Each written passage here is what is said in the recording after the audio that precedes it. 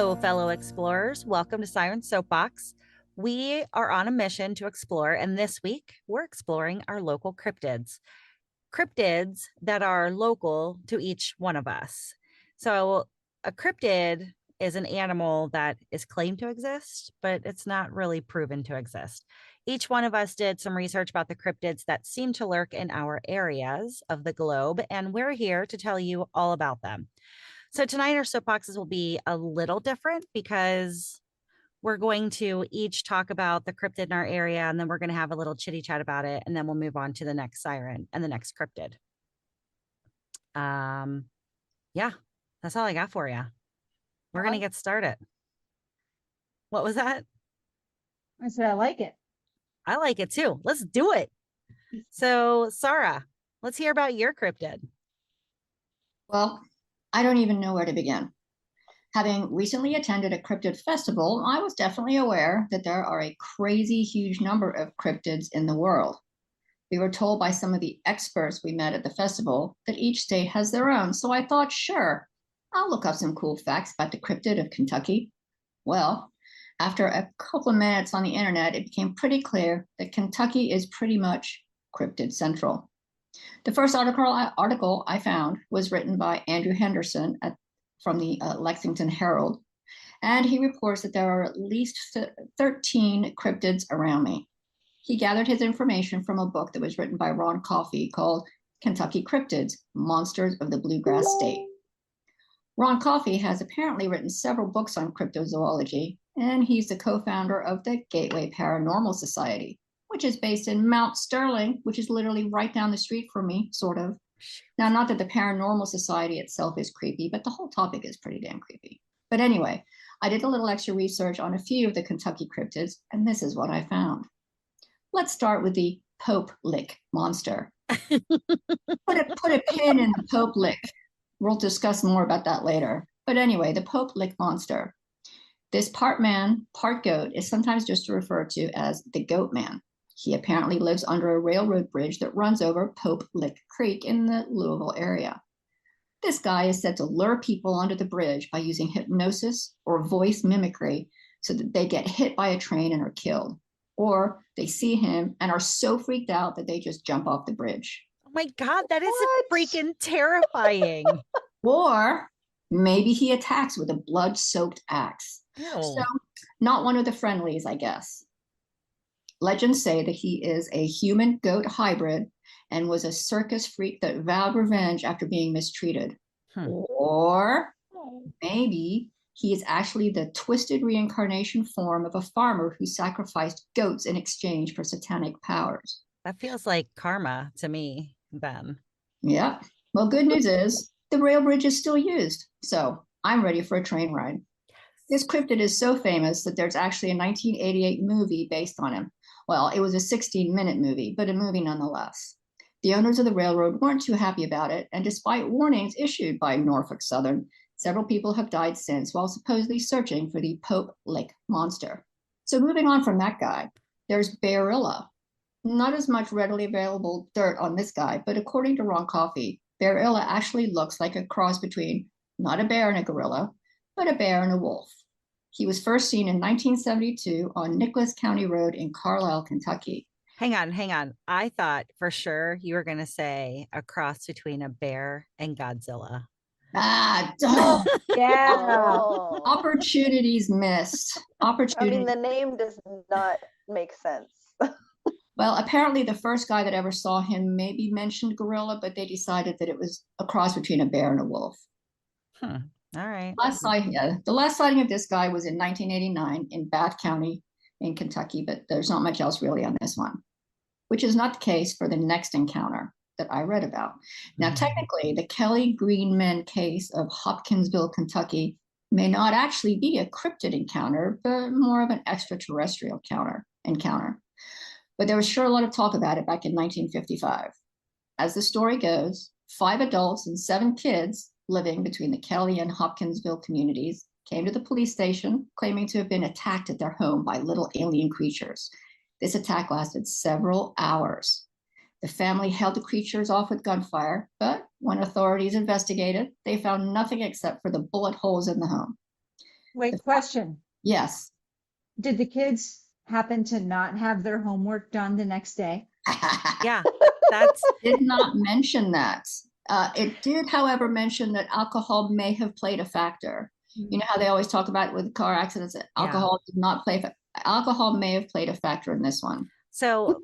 Quick side note, because Tracy's question made me think of this. Apparently, one of at least one set of witch trials in Salem, like these witches were on trial because a couple of like teenage girls were bratty and pretended that these women were hexing them. And it went on for Isn't that what the months. entire Crucible is about? The Maybe. Crucible, the book? I don't know. I didn't read that book, Jess. You didn't have to. I had to. No. I never read that either. All right, continue. Sorry. So these little green men, the family described these creatures as about 2 to 4 feet in height, with large pointy ears, yellow glowing eyes, and claw-like hands and spindly legs. Now, even though it's just this sighting that was reported, and ufologists, which is a thing apparently, claim that the creatures were probably green-horned owls. How boring. These little guys have become pretty popular. There's even a Pokemon modeled after them called Sableye. For those of those who know Pokemon, maybe Jess knows Pokemon. There was a musical. It came from Kentucky. And yes, there is a Little Green Men Days festival in the Kelly community. Anyone up for a road trip? That's it. We're going on a train ride. Yes. We've got a road trip to another festival. Yes. I don't know Sarah, about that train ride. I am down for all of this. Anybody want to hear about the Lake Harrington monster? Yes. This guy was sighted in the Harrington Lake back in the 1920s. This one was also known as the eel pig. Now, wouldn't it be funny if this was a cross between like a dog and a cat or something? Apparently, it looks like an eel with a pig head. And it's about 12 to 15 feet long and swims very fast. It was seen multiple times, but never really identified. Now, a theory about this guy is that it was actually an alligator gar, which is a pretty nasty looking fish. Or maybe it was a prehistoric animal that lived in underground limestone caves that became flooded when they created the lake. But the people that talk about seeing him, they're convinced. And the guy saw him multiple times. See, that kind of stuff freaks me out. This is why I don't want to be a cave diver. That is one of the reasons. There's another interesting one about the beast of the land between the lakes. This is an area in western Kentucky between the Kentucky Lake and Lake Barkley. This cryptid is half man, half wolf, walks upright, has human hands with gigantic claws, and there's a lot of history behind this one. Or is this a cryptid or a man who moved to the area back in the 1800s who had a genetic disease that turned him crazy at night? And then he passed this disease on to his kids until they all died out. Did they all die out, or are they all still living and lurking in the woods? Well, they went and looked at and searched the homestead back in the early 1900s, and it was found abandoned. So they were thinking maybe he died out. But whatever it is, it apparently still does show its face. In 1973, a group of Murray State students were camping in this area between the lakes, and they reported a large creature approaching their campsite, wild howls, and then as they drove away in a panic, they said they were pursued by this creature. It even grabbed their VW bus. There were apparently 4 deep gashes on the bus, like claw marks. And then in the 1980s, a family was found horribly mutilated in their mobile home, and they all had massive claw marks. So, there's also a documentary about another woman's experience with that scary guy. Yeah, but, so they were, all those cryptids sound like kind of fun and like just like a little like mischievous, right up until the last guy who was like murdering entire families. What about the goat guy that's trying to lure people onto true. the bridge to get I forgot about him. That was so long ago. I forgot. The Pope Lick Creek. Yes. Yeah, the goat man. Goat man. Yeah. Well, or a dirty, bloody axe, because he can't even be bothered to clean off his axe in between his kills. We got to leave it on there to build up all that lovely DNA. Well, there were several more, but I'll probably stop there, or I'm going to take up the entire hour. And I haven't even mentioned Bigfoot or Mothman, and both of them have been sighted in Kentucky. So supposedly the Mothman spent some time in Point Pleasant, West Virginia, but crossed over the Ohio River into Gallipolis, Ohio for a bit too. They're Yeah, all I actually tri-state have right there. two sightings that were like in I don't know where it was, Louisville. They had just passed into the Welcome to he was driving from Washington down to Louisville, and he had just crossed the Welcome to Kentucky sign. Hmm. And they saw the Mothman. Apparently, there were two pretty interesting sightings. But yeah, Welcome to Kentucky. I am the Mothman. That would be a hell of a welcome. and Oh, Bigfoot. Kentucky just pulls out all the stops for their welcomings. Yes. Mhm. Maybe, but Mothman likes bridges, right? Yeah, that's So, true. No, I don't know. No doubt oh, that Mothman loves bridges. oh, well, I guess maybe just Mary and I know that. Yeah. It's just us for now, but don't worry, we'll get to it. So What's that? I'm wondering if there was like a purpose behind any of your cryptids, because my cryptid has a very obvious and stated purpose.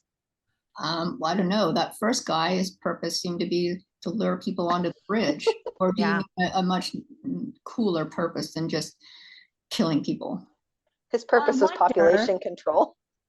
Right. I wonder if somebody lived on the other side of the bridge and got sick of all the bridge traffic and made up that story. That's what I'm talking about. Gotcha. I'm assuming that these aren't real. Maybe I shouldn't make that assumption I because know. Why is your mind so closed Godzilla is up? real, but Yeah. Godzilla is real. Why is your mind so closed up?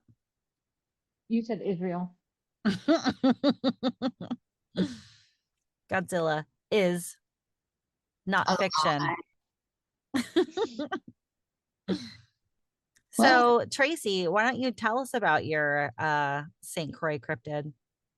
All right, so the cryptid that I researched is a cryptid from the Virgin Islands, and she's slightly different depending on which island you're on. So I found the most resources about her from St. Thomas. In St. Thomas, she's the cowfoot woman. Cow, like moo cow? Cowfoot woman. Okay. On St. Croix, she's the goatfoot woman, but it's the same woman. Um, Legend has it that she worked at a meat packing plant long ago and had her legs cut off, and they were replaced with cow legs because it was a meat packing plant. Can you just think about that for a minute? That is a fucking horror story. I know. On St. Croix, she's the goatfoot woman.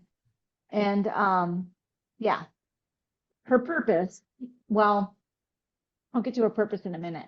Apparently, there are lots of stories about the cowfoot woman and the goatfoot woman lurking in the bush on either island, and that naughty children who are where they're not supposed to be or are wandering in the woods are snatched up by the goatfoot woman and cowfoot woman and stolen, never to be heard from again. So this is like a more intense version of Santa Claus who just wants you to behave so you get You could presents. stop him. Yes, exactly. So before I moved to the island, I used to read books set on the island because I wanted to feel like I was here. I wanted to feel close to it. And I was reading this series of books, and one of them is called Adrift on St. John. And in that book, that's the first time that I read about the Goatfoot Woman within that fiction book. And that's how I became aware that this was a cryptid. I didn't know the word at the time in the Virgin Islands, and her purpose really is to scare children into behaving. Huh. That's To pretty not go wandering off in the woods. yeah, that's pretty bleak. Mm-hmm. So I found this book that a local author wrote, and it includes a lot of artwork from a local artist. And it's the legend of Cowfoot Woman and the Soldier Crab.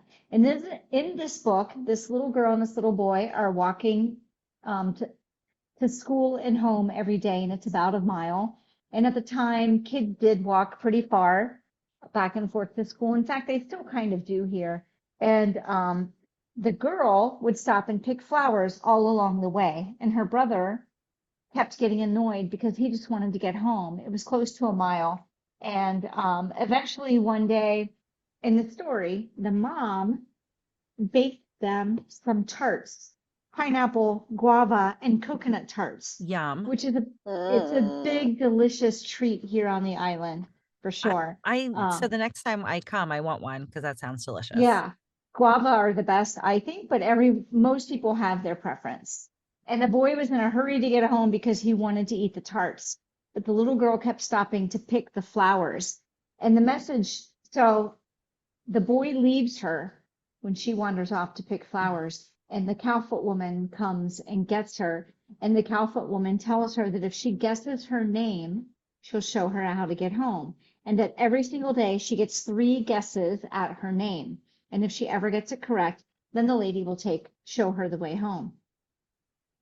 So for days and days and days and weeks, this little girl is with the Cowfoot woman, and she doesn't know how to get home. She's deep in the woods, and she guesses her name wrong every single day.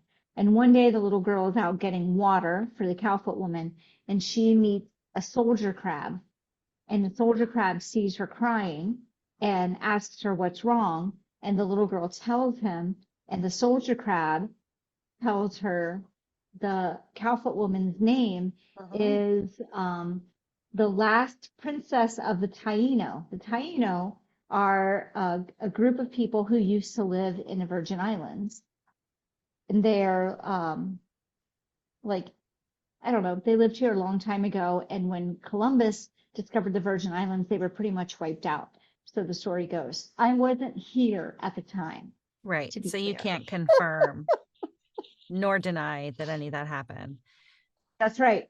And so the crab, the soldier crab, explains that the Taino princess is very protective of the flowers, and that she and the animals of the forest don't understand why people kill them just to experience their beauty inside their house for a short amount of time, when if they just left them in place, they would continue living.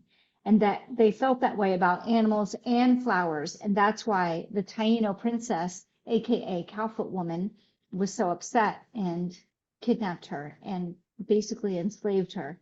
And so he told her name, and the girl went back and she guessed the name.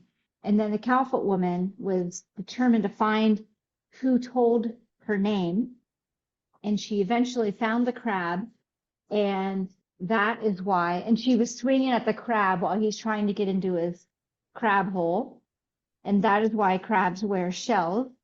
And that's why soldier crabs have long eyes, so they can peer out of their hole to look for the Cowfoot woman so that she doesn't find them. So long eyes like Mr. Krabs on SpongeBob SquarePants. Exactly. That's exactly right. Just to I feel like make it that was relatable. that was a that's cross proof that she between exists. like Rumpelstiltskin and Hansel and Gretel. Yeah, it totally is. All with a nature lesson. Don't pick the flowers. Yeah. And a tropical twist. Yes. I'm still kind of having trouble getting past the fact that they couldn't have just put a couple of peg legs on her. Sarah's still back on why did they have to give her goat legs? They could have just given her wood. Well, it was a meat packing plant, and they don't eat the legs of cows, so there were lots of cow legs sitting around. On they go. Yeah, I mean, Which is like Ganesh, the elephant-headed god. That's why he has a elephant head. Yeah, that's true. Cut his head off. His father, Shiva was his father, came home from a hunting trip, and Ganesh was guarding his mother and wouldn't let Shiva in, and Shiva cut his head off. And then when he went in to see Parvati, she was beside herself because she said, "You just killed our child." And so he said, "I'll fix it. I'll get the first head I find." And he went out, and the first animal he saw was an elephant, and he cut its head off. and put it on top of the child and breathed life back into him.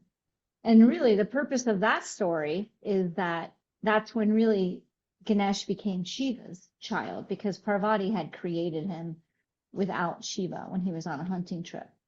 So anytime a group of people take something and make it theirs, I just refer to it as the elephant head. Got it. Because it's, yeah, he took that thing that was created without him and had a part in its creation. It's important for groups to do that kind of thing. Anyway. Yeah, you're right. It is. Yeah. So is the goat woman, the goat cow foot woman, is she said to live on each of those islands, or do these, like, can she swim between the islands and she just like travels in between them? Really know the answer to that. It's on St. Thomas, they refer to the cowfoot woman. On St. Croix, they refer to the goatfoot woman. I've never heard an explanation of her going from island to island and getting new legs on the way or any such thing. It's just like, it's a difference in the story. Maybe it's two women, but it's the same. It's the same story. Does that make the story more or less real to you, do you think? Well, I think that if you saw a woman with hooved feet, you would probably say, oh, that woman has blank feet. You wouldn't know necessarily if it was a goat or a cow. I wouldn't. If I saw somebody with cloved feet, I'd be like, or hooved feet, whatever they are, I'd be like, oh, look, it's the horse-footed woman. So probably neither. But so while I was doing some research, I also found this group that made a movie about the goat-footed woman.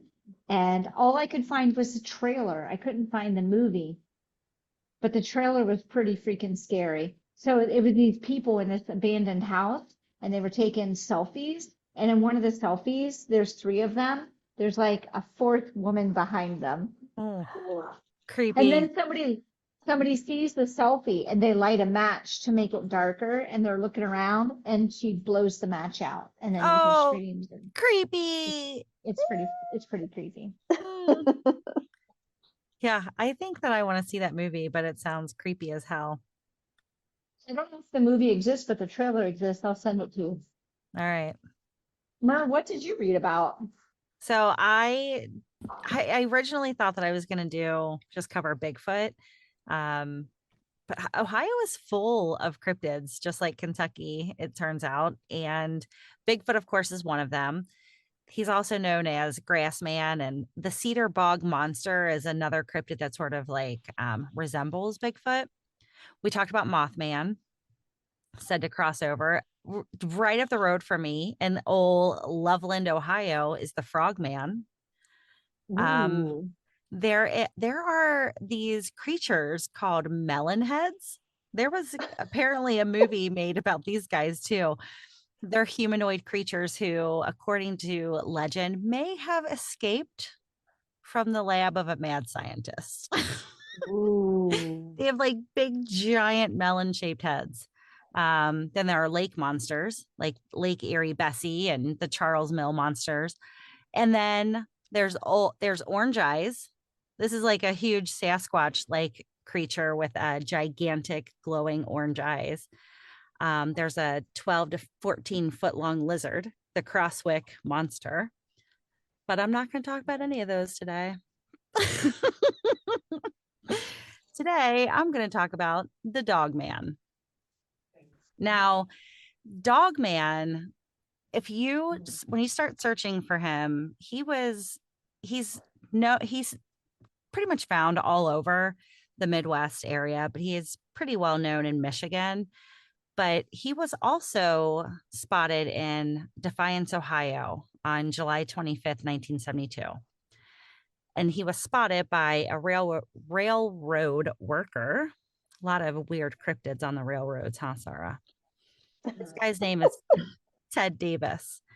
So Ted was working the graveyard shift with somebody else. And at one point he had like looked over. I don't know if he was like checking the brakes on the rail cars or something like that. And he looks over and sees this huge 7 foot tall creature wielding a piece of lumber. And he hit this guy. What was that? Did you guys hear anything? Yeah, I heard it.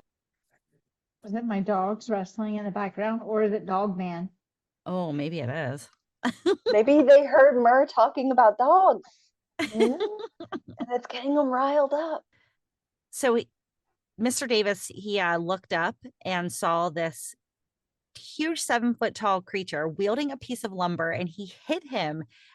He hit him with it, and then he sort of like ran off into the woods. So, which is odd. Like, why didn't he just tear him apart? But whatever, that's what happened. Then, about a week later, he saw him again near the railroad tracks. But again, he sort of ran off. And on that same night, there was a local grocer that spotted the creature. And actually, he said that he was attacked by him as well. He said that he was carrying a piece of lumber. A motorist reported seeing the creature. These were all reported to the Defiance Police Department. They at first they thought it was a prank, but they started to take it seriously because there were so many reports of it. So all the witnesses sort of described the creature the same way. They described him as werewolf-like. They say he was about 7 feet tall, very hairy. I keep saying he, I don't know. He had a human-like face, except for like a long snouted nose. The creature had very hairy feet and fangs, and that Mr. Davis from the railroad, he said that the thing kind of moved side to side, like you might picture a caveman moving. So it wasn't like necessarily human like in the way it moved. He also said that the thing was clad in a pair of blue jeans. It had to be some big blue jeans. I know. So they all say also, well, all of this happened on or around the full moon that week, which of course added to the lore of the creature. It is often referred to, in fact, as the werewolf of Defiance. So they did like put out a pretty extensive search for him, but nothing was ever found. So there have been many sightings over the years, some of them as recently as this year. So I found a Google map where people have like placed their little pin and told their story about their Dogman sightings. And I was wondering if you guys wanted me to read some to you. Yes. Yeah. All right. I have a few picked out. This one comes from Germantown, Ohio. I did read through these, but I didn't do a whole lot of like editing. So just bear with me. Myself, along with 4 other guys, decided to park on Anthony Road and walk out to the middle of a field to drink some beer. We lived in a small town and not much to do. Keep in mind, however, that we hadn't yet started drinking, and even if we had, I don't think it would have caused a group hallucination. The night we had our encounter was a very bright night. A full moon or near full moon shone down on some pretty thick fog that was about shin high, so visibility was quite high. We drove up and down the road one time just to make sure no cops were parked on the road anywhere. Then we spotted the field we wanted to go into. It was really cool looking through the fog, laying heavy on the ground and the moon bouncing off of it, giving it a really cool glow effect. We parked the cars, 2 cars, began to venture into the field at the area tractors would enter. We walked about maybe 20 or 30 yards in and stopped to listen for cars coming, and also just to listen to the woods to make sure no one else was around. One of us noticed something large and dark along the wood line to our right, about 150 yards out into the field. We all stopped talking and watched it for a few minutes, trying to determine what it was: a tree stump, large rock, bush, etc. After a few minutes, we decided it was a big bush and stopped paying attention to it and walked further into the field. After going into the field a little more, one of us noticed the object wasn't there where we had seen it before. We began to scan the area to see where it went, and then we noticed something running from right to left across the field in front of us. It looked to be about 3 feet above the fog line, if not 4 feet. So that would make it bigger than any dog. The mechanics of it of how it ran reminded me of a cheetah or a greyhound dog, reaching out with long forelimbs to grab the ground and then hurling its hind haunches under itself to spring forward yet again. Its silhouette looked like a wild boar or hyena. It had the stereotypical large hump on its upper back. It ran really, really fast to the center of the field and then turned directly towards us. I've never seen anything able to cut a different direction as fast as that thing did, especially considering how fast it was traveling. At first, we thought it had stopped running, but then after a second, we were able to tell it was now coming straight at us. We were all asking, commenting with each other, trying to reason what it was: dog, cougar, bear. As it continued its charge, we raised guns at it. I had a shotgun, and two of the other guys had pistols. When we raised our guns, it began to zigzag. I remember thinking that it knew what guns were. I remember saying, or one of us said, "That thing knows we are pointing guns at it." I think that's when we got creeped out enough to run for the cars. My buddy, the Facebook guy, I don't know what that means, said he didn't said he didn't shoot because he couldn't identify the target. I personally, and I'm not ashamed to say, think it is because we all got scared because we knew it wasn't any known animal.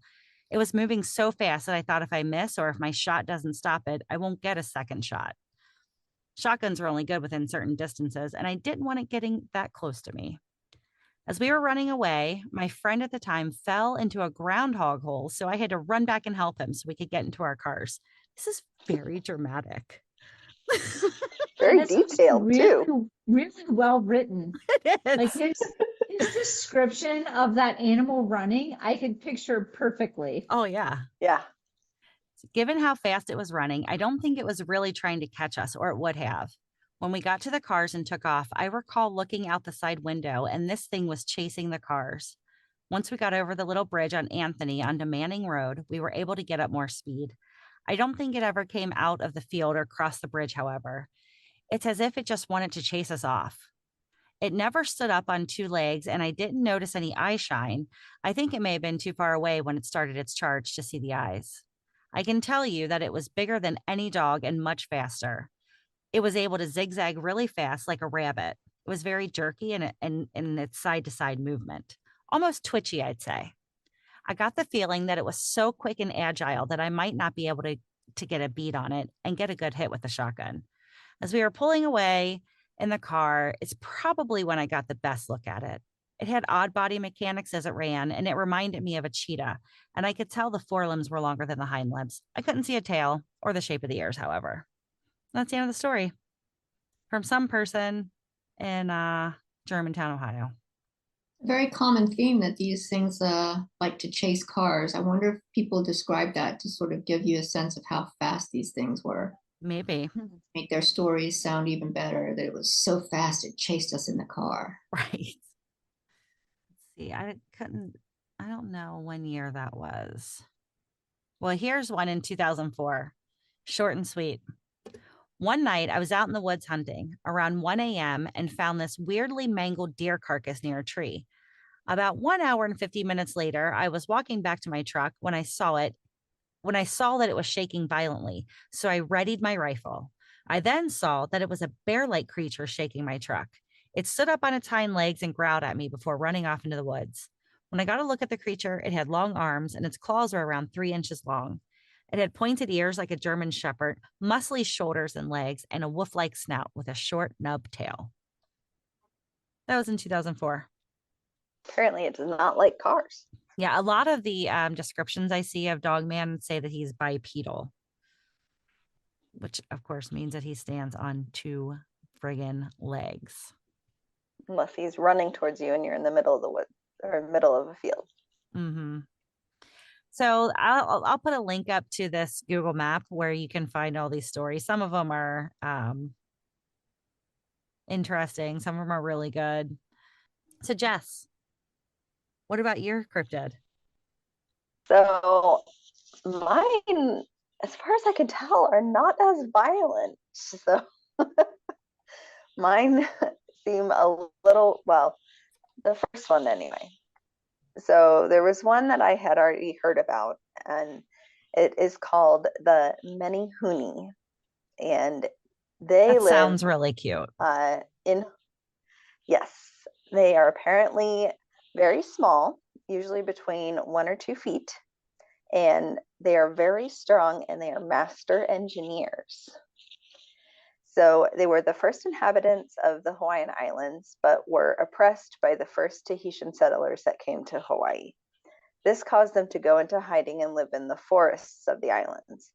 They continued their work, but they only build at night and are said to be able to build entire heiau, which are temples, or fish ponds in a single night. However, if someone discovers them, they will stop all their work and abandon the project. So they're like, nope, we're done. We're out. Menehune are supposedly very friendly and helpful, but if you try to spy on them or watch their work, they will punish you. One famous work of the Menehune is the Alikoko fish pond here on Kauai, and it was being built by the Menehune for a princess, but she and her brother wanted to see the Menehune, so they snuck out in the middle of the night and were watching them. The Menehune discovered that they were being watched and turned them into pillars of stone. Yeah, you They're can't watch mythical creatures like that. Bad things will no, happen. they do not like to be spied on. I kind of feel them. I just want to be left alone to do my work. Don't watch me. Don't micromanage me. And it's said that there's still 2 pillars up in the mountains above the fish pond where they were watching. And there are 2 gaps left in the walls of the fish pond because they stopped their work. Apparently, Chinese immigrants later filled in the gaps and started using the pond, but the gaps that they filled are said to leak because their engineering was far inferior to the Menehune.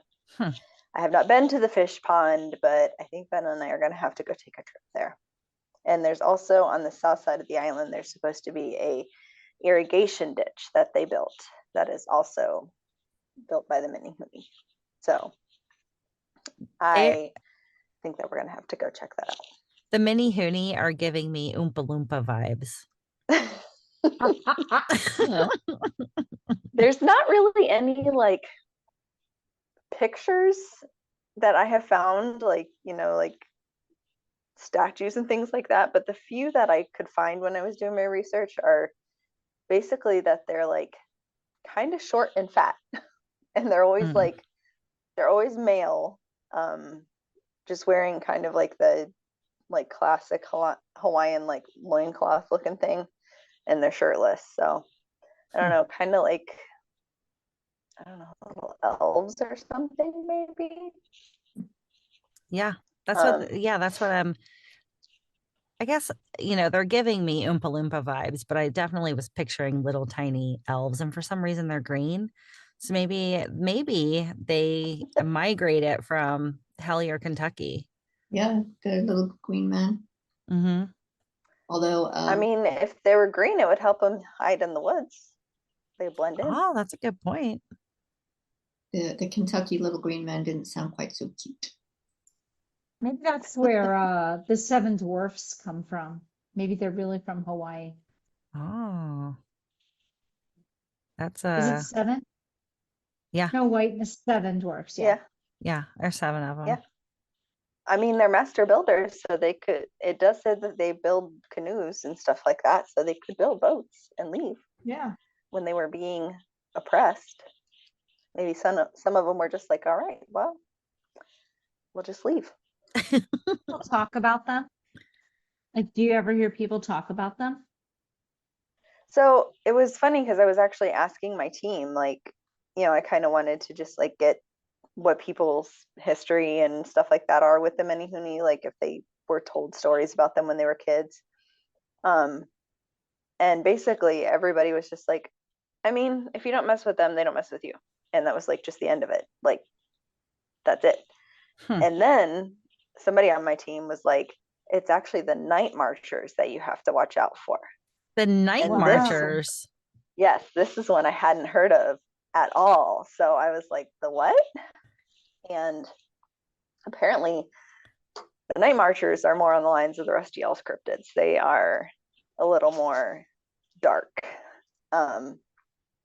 So they are Hawaiian warriors who escort spirits to the afterlife. So when but they only escort like higher ups, so like chiefs, kings, things like that. So you can hear them in the woods. You'll hear their drums and you'll see their torches in the woods when they are escorting somebody. But you do not look at them. If you look at them, you will die a violent death. What? That's crazy. And how are you not supposed to So, look at that?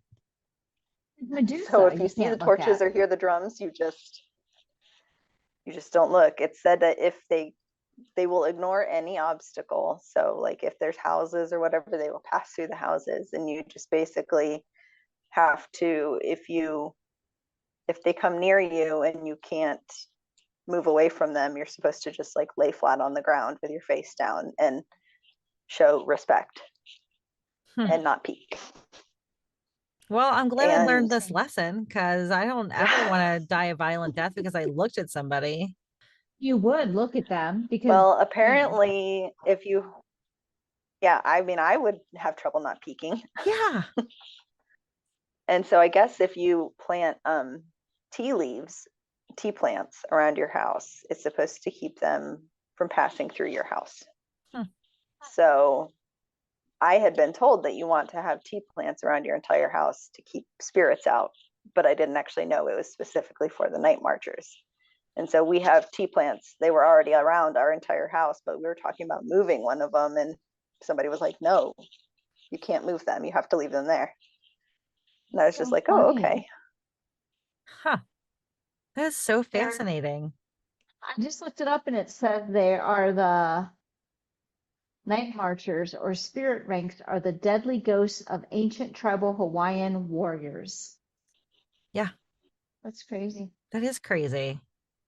Apparently there are a couple of books and at least one movie about them too. So I'm gonna have to end up looking those up because one of the girls on my team, she told me about how she was the one that first mentioned the night marchers. I was like, oh, like what about them? And she told me about them, and she said when she was in school, a bunch of her friends had gone out and she went out with them, and then she decided to go home, and she was laying in bed and she started hearing the drums and they were getting louder, and so No. she hid under her bed and just waited for them to pass, and was basically just like hiding under her bed, blankets over her head, so she couldn't see or look or anything. And the next day she was Crazy. telling her friends about it, and her friends were like, oh yeah, sure, whatever. Well, then she was at practice and her friends were like, okay, sure, whatever. And then their coach came up and said, we need to have a moment of silence because one of our trustees just died. So See, that is friggin' creepy. So this says, if you're already in the path of the night marcher's trail, legend dictates you must strip naked and lie face down. And oh, peeing on yourself will keep you alive. Well, that's good I would probably pee myself. I was just gonna say the body's natural response to fear is to pee. So Yeah. I don't think that would wow. be a problem. I think I would be peeing myself. I think it's kind of curious that they want you to take all your clothes off first, though. Right. This is getting a little awkward. I know. I know. I can imagine creepos out there. Take our clothes off and who's peeing where? What? Yeah. There's probably creepos out walking around with a drum and a torch to see how many people they can get to strip down and pee on Have themselves. you That's if you have you can't get ever out of heard? their path. It says. Yeah. Jess, have you ever heard that you're not supposed to whistle at night? Because this says if you whistle at night, then you might summon the night marchers. Oh, no, I did not hear that part of it. Whoa. Well, you've heard it now. You Yeah, heard it here, folks. Don't whistle I at can't night. whistle, so it's fine. I mean, I can, but not very well. Is this just in Hawaii or anywhere? Everything I'm reading says Hawaii. All right. Yeah, they're like supposed to be Hawaiian warriors, so Okay. I can I still. wouldn't be surprised if there was some sort of legend that was similar from others, because Hawaii was settled by like Tahitian and Samoan and Polynesian settlers. So the Menehune apparently have very similar cryptids in like Tahitian legend and stuff like that. Very cool. Yeah. Beware the night watcher, night marcher. I mean, night watcher, something different. It's a different creepy. That's right. Fascinating. It's so different. Like all of our stories, I feel like we're really similar, except Jess's were really different. Yeah. Dwarves and night marchers. That's interesting. Yeah, the Menehune sound cute and friendly and helpful. The night marchers, not so much. Yeah. Not so much. I need the Menehune here to help me build some to rebuild my retaining wall on my driveway. Well, just don't watch them work. That's right. Tell all your neighbors not to watch them work or they'll That's stop. right. That's right. My neighbors are nosy as hell, so that's not happening. You'll have a half-done job. Well, I have one more story for you guys. If you guys want to hear it, you have to move over to Patreon though, because it's about So Mothman. before you tell the Mothman story, I have found this whole conversation on Facebook about Goatfoot Woman and Cowfoot Woman. And it's all these people who grew up on St. Croix and how they all know about Goatfoot and Cowfoot Woman. And this woman says, my mom would tell me that when the church would be quiet, you could hear the goat woman walking in. I will tell you that I was scared of the goat woman when I was a kid there on St. Croix, always looking for the hooves, LOL. Dang. And then somebody says, we didn't have Goatfoot Woman in St. Thomas. We had Cowfoot Woman. And I remember running from her behind Jane E2 at high school. LOL. All we had to hear was someone yelling, Cowfoot Woman. And everyone started stampeding. That's exactly what a local legend is all about, you know? Everybody knows it. That's so creepy. It says, I remember that too. They had an old saying that she used to live in a shack by the Wapo water tank near the Juanita Gardine School and JFK projects where I grew up as a little girl. And I've heard numerous stories about her snatching up kids who were wandering around them parts. Scared away half my childhood. Dang. The way to make sure your kids follow curfew. Yeah. Anyway, tell us about Mothman. Do you guys want to take a little quiz about cryptids? Yes. Okay. Yes. We'll do a few questions. It's 30 questions long. We are not going to do the whole quiz. Whew. No. I completed it earlier and I thought it would save my answer so that we could just like flip through the ones that we wanted to see, but that didn't happen. All right. So this is a quiz that I found on howstuffworks.com. And it's the cryptids quiz. All right. This elusive monster appears as a sort of kangaroo/goat hybrid, walking on two legs with hoofed feet, though it also has the ability to fly short distances with its bat-like wings. It's said to be the 13th child of a witch named Mother Leeds. Your choices are Blair Witch, Orkney Horror, or the Jersey Devil. Jersey Devil? Jersey Devil. Jersey Devil it is. Mother Leeds supposedly gave birth to the Jersey Devil. That's another one that we didn't talk about. There are so many cryptids out there. In 1969, couples in a Texas town reported that a half goat, half man creature with fur and scales, half goat, half man. I feel like part goat, part man, part fish, with fur and scales attacked their cars when they were out parking, like kissy parking. I guess that's what that means. Such an old timey thing to say. The beast later threw a tire and jumped on another car. The only known photograph shows a hulking biped with shaggy white fur. Okay, so your choices are Lake Worth Monster, Austin Demon, or Balmoria Beast. Lake Worth Monster. Yeah, it is a Lake Worth Monster. And they note here that the Lake Worth Monster is not the only goatish creature that terrorizes American teenagers. Not every goat-like creature has scales. Right. It's so creepy. But yeah, I mean, we knew that from both Sarah and Tracy's stories. It's just parents not wanting their kids to go out necking in the woods. Mm-hmm. All right, this cryptid is essentially a dinosaur similar in shape and size to a sauropod that has reportedly managed to avoid extinction in the jungles of the Congo River Basin. Dozens of expeditions across more than 100 years have failed to turn up evidence that it actually exists. Your choices are Mokele Membi, Bantu, and Megalodon. Bantu. Only because that's the only one that I couldn't remember how to say the first one. So The first one Where sounds was it? African, and it said the Amazon. Oh, Congo River Basin. It Uh-huh. is Mokele Mbembe. The earliest That modern, sounds African. well, I could be pronouncing it wrong. Come on.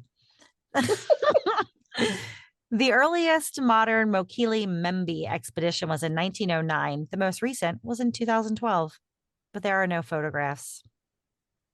maybe the So, first person who saw it was an African, so it has an African name. maybe. True, you do get to name it, right? That's how it works, I think. Seems fair to me. Okay, here's one. Divers and fishermen in the Caribbean report attacks by this monster, which is said to resemble an enormous octopus. Is it Frida? Is it Lucia, Lusca? Maybe it's Lusca, or Octosaurus rex? it has to be Octosaurus Rex. I love that. What was the first one? The first name? Frida, Frieda. I'm going with Frida. The answer is Lusca. Luska. Yeah. A supposed Lusca specimen washed ashore in the Bahamas in 2011. All right. This legendary sea beast reportedly attacks ships with its massive tentacles. Numerous dead specimens were collected in the 20th century, typically caught in fishing nets or washed ashore. Living adults were eventually photographed and filmed, ultimately removing this animal from the ranks of true cryptids. Your choices are kraken, Humboldt squid, or emperor jellyfish. Emperor jellyfish. Probably either, I don't think it's a jellyfish because they don't really have much muscle, right? They mostly, it's got to be, I mean, I know the They mostly Kraken just is a thing. flop around. Jellyfish. I'm going to go with Kraken because that's what I hope it is. Yeah, the kraken is actually the giant squid. There's a scientific name for it. Architeuthis dux. D-U-X. All right. So, all right, here, this will be our last one because everybody knows who Nessie is, right? The Loch Ness Monster. All right. This is Nessie's only real competition for most famous cryptid. Originally a resident of the vast forests of the Pacific Northwest, variations of this bipedal evolutionary mystery pop up all over the place. I bet you guys can guess it with Is it Harry from Harry and the Hendersons? What? it is Bigfoot. That's right. Well, this was a fun episode, you guys. It was fun. fun. I'm not taking any train rides with y'all though. Whatever. I think that's silly to count that out. I think it's silly to dismiss that from your life so quickly. We do take a train ride together. What are we going to do on the train? Eat cheese. That's right. We're going to eat cheese and we're going to drink wine from the bottle. I hope, anyway. Well, thank you so much, Sirens, for spending your evening with us and for teaching us all about all the cool cryptids in your area. That's amazing. And thank you, fellow explorers, for spending your time with us. You can check us out at sirensoapbox.com in between our bi-weekly episodes that are being released now. On our website, you'll find everything you need to know about Siren Soapbox, including ways to support us, like a link to our Patreon. You can subscribe for as little as like $2 a month, I think. And you get to hear the whole story about Mothman if you do. That's the way I'm luring you in. The best way to support us, though, of course, is to share this episode with people you love and to help us reach more explorers just like you.